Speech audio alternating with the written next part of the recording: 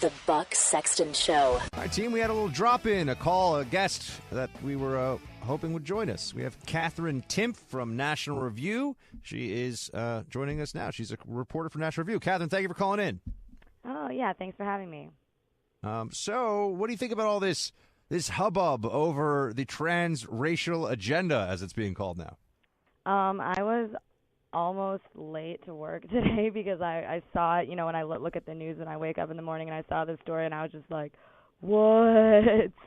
And I was just I couldn't believe it. I really couldn't believe it. I mean, what would make a person do that?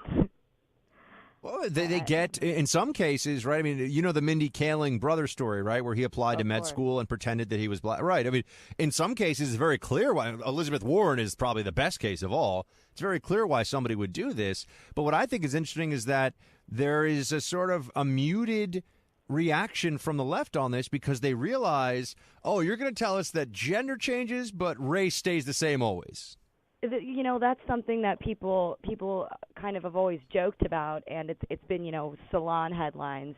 Oh, this person compared gender changes to race changes. Can you believe it? And so, now it's kind of like, oh, someone was actually doing this all along. I mean, this wasn't just like she filled out on things on a form. I mean, she literally disguised herself every single day as being a black person. I mean, that's a lot of effort. She's married to a black man. Right. I guess he sort of was okay with this or in on it, or, he's not. You see what I'm saying? I mean, the day-to-day of this, if she pulled this off for a couple of weeks, I'd say, all right. Or if she lied on some application, I'd say, all right. But the day-to-day of this for years, I don't understand how that's even possible. I don't either. Hasn't she ever? I mean, I don't know at all. I mean, there's pictures of her before she started doing this. How did those not come out sooner? And I just also think it's so interesting that her parents kind of outed her. I mean, why all of a sudden?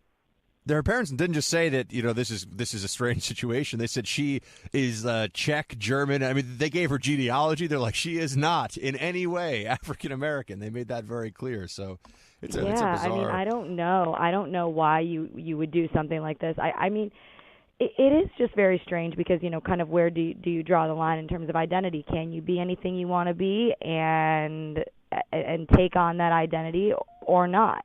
I think the left says yes. I think they have to say yes. And they can't even accuse me of a microaggression for pointing this out. I think they would have to go along with this. I mean, you would think that they would, but then they would say, she's taking advantage of a job that should not be held by a white person. And it's just so interesting because we didn't talk about kind of the job that she might have done. It's just that she was posing as a different race. I mean, I just can't believe it, really. I mean, to go that far to do something like this.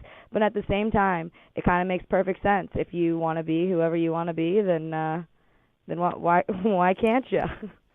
I hear you. So what's your latest with National Review? Bring us up to speed on all things NRO and Timpf. Okay, well, did you see the piece in Vox yesterday praising a tech startup for having some of its employees put $1 in a jar every time they said the phrase "you guys"? No, I did not see that. Oh, gosh. Yes.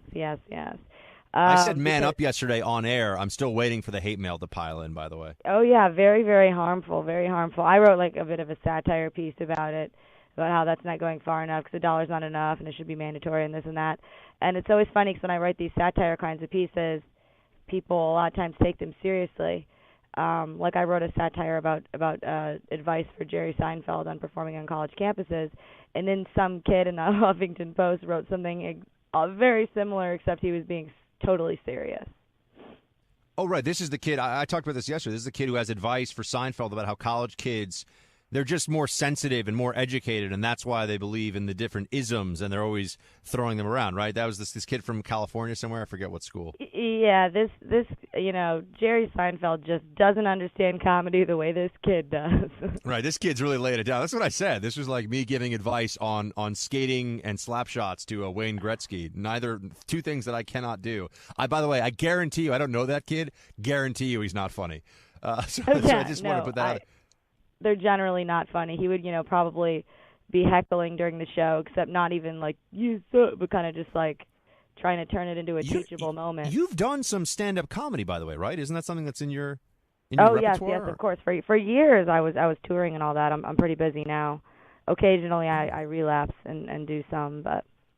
Oh, we'll have to have you tell some stories from the stand-up, from the road, from the stand-up stuff at some point. I've been meaning to ask you about that, but I have one bone to pick with you, if I may, which is that you're telling me you haven't seen Ghostbusters. I mean, this audience, if we were to pick one movie where I make the most references, it would be Ghostbusters. Can we get you to maybe give it a shot at some point?